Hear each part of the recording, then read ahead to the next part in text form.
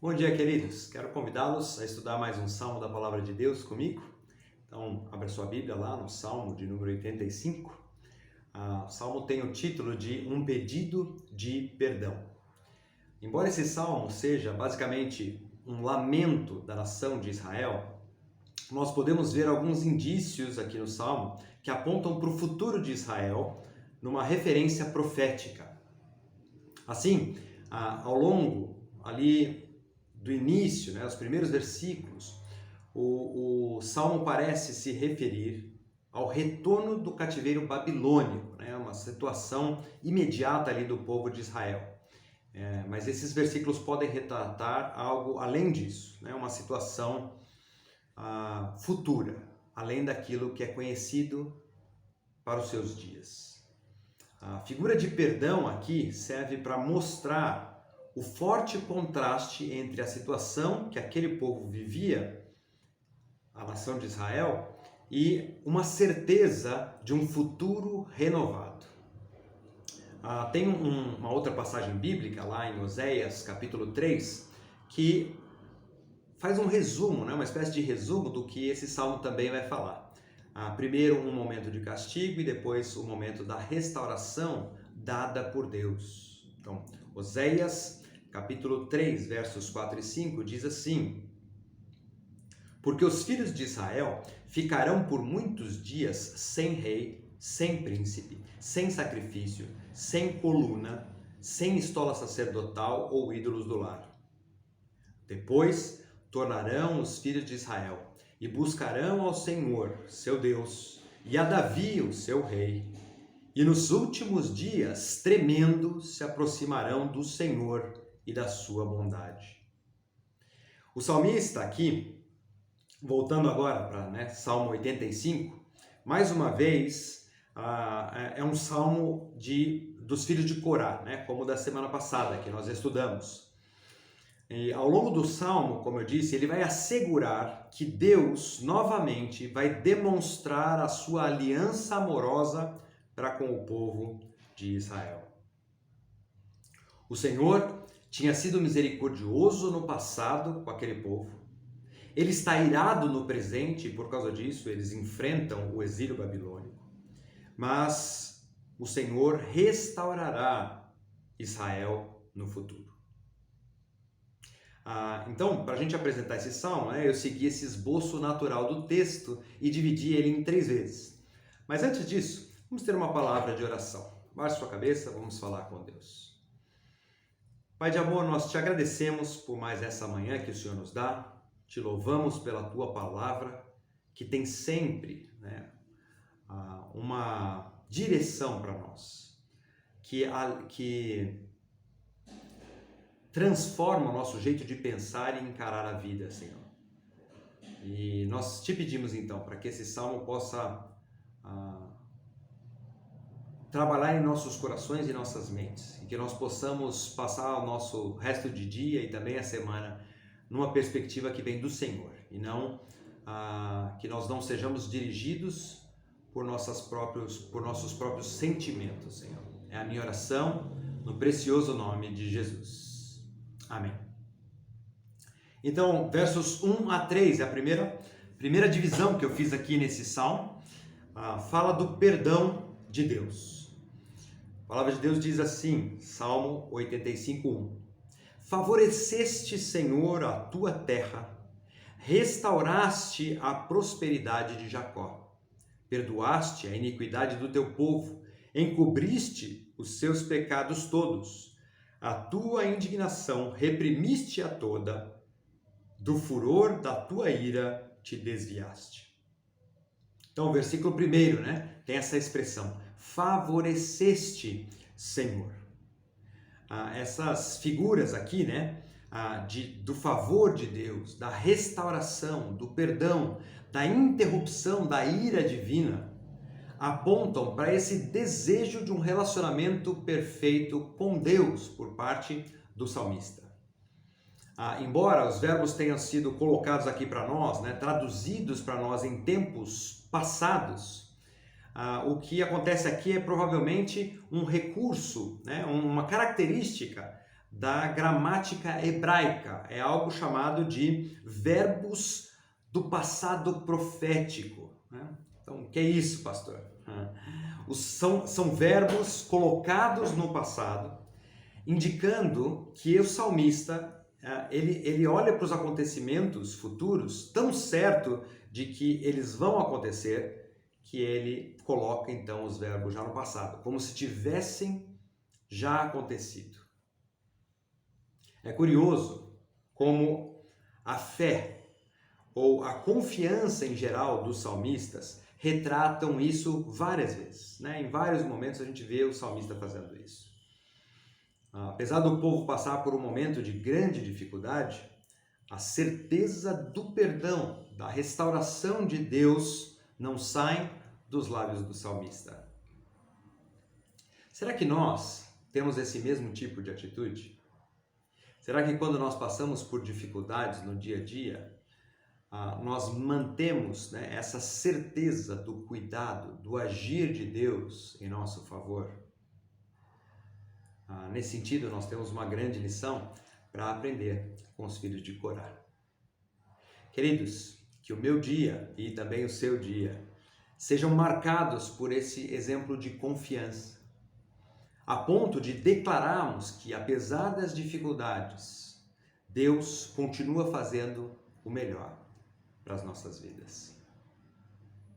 A segunda porção aqui desse salmo vai dos versículos 4 a 7 e fala sobre a realidade que o povo está enfrentando naquele momento. A palavra de Deus diz assim, a partir do verso 4. Um pedido, né, do povo. Restabelece-nos, ó Deus, da nossa salvação, e retira de sobre nós a tua ira. Estarás para sempre irado contra nós? Prolongarás a tua ira por todas as gerações? Porventura não tornarás a vivificar-nos para que em ti se regozije o teu povo? Mostra-nos, Senhor, a tua misericórdia e concede-nos a tua salvação. Depois de uma demonstração de confiança, nós vemos aqui o reconhecimento da necessidade de socorro. Um pedido a Deus em favor do seu povo. Restabelece-nos. Retira de nós a tua ira, Senhor. A situação atual do povo se opõe àquele ideal profético dos primeiros versículos. A ira de Deus contra o pecado daquele povo ainda é evidente e parece, aos olhos do povo, que não vai ter fim. Como é comum isso acontecer entre nós também, não é mesmo?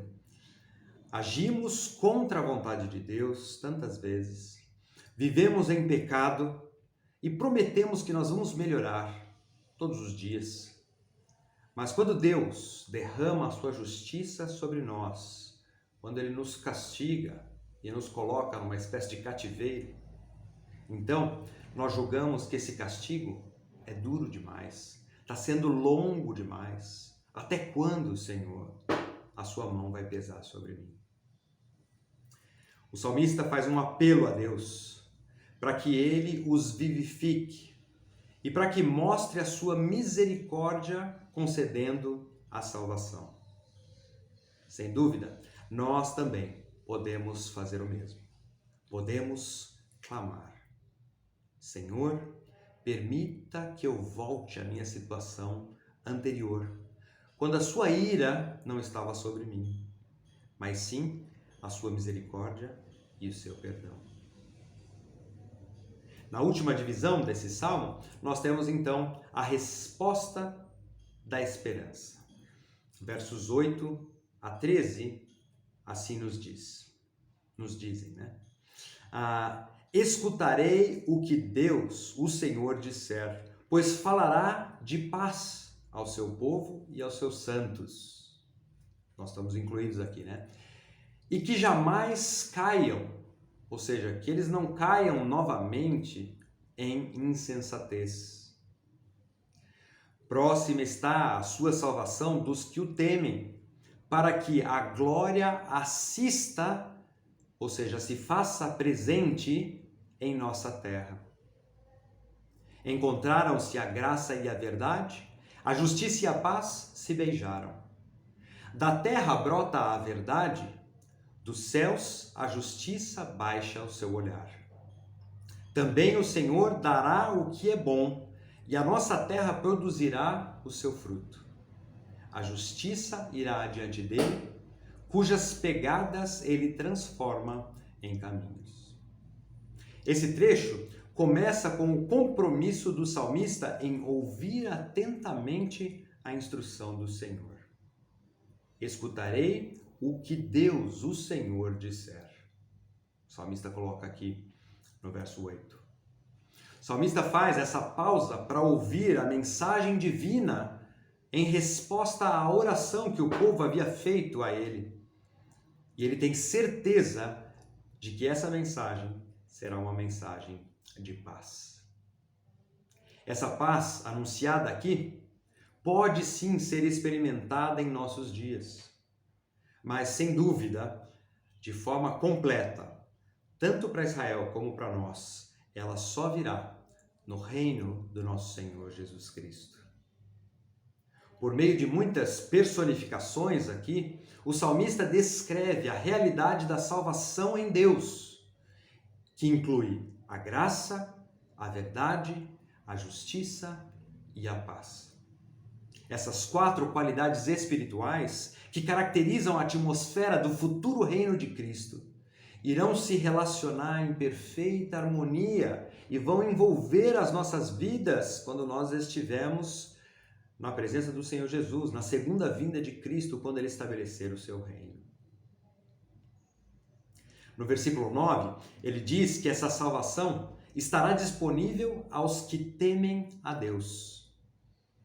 Somente aqueles que renunciam à sua independência pecaminosa e colocam toda a sua confiança no Deus vivo poderão participar das bênçãos da salvação e também do reino vindouro.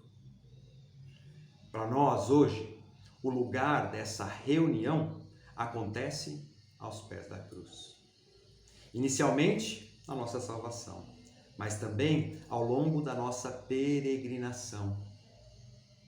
Então, resumindo, o que nós aprendemos com o Salmo de hoje? Em primeiro lugar, a importância da confiança. Sabermos que não importa o que aconteça no nosso dia a dia, Deus tem sempre o melhor para nós. Em segundo lugar, a possibilidade, o acesso a Deus para clamarmos pelo perdão de Deus e pelo restabelecimento da sua graça em nossas vidas.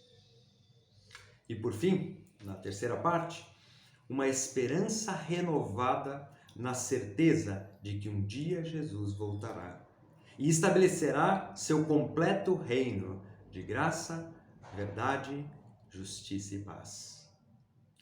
Vamos orar mais uma vez e agradecer ao nosso Deus por essas certezas. Pai de amor, nós te louvamos mais uma vez pela tua palavra que se renova em nossas vidas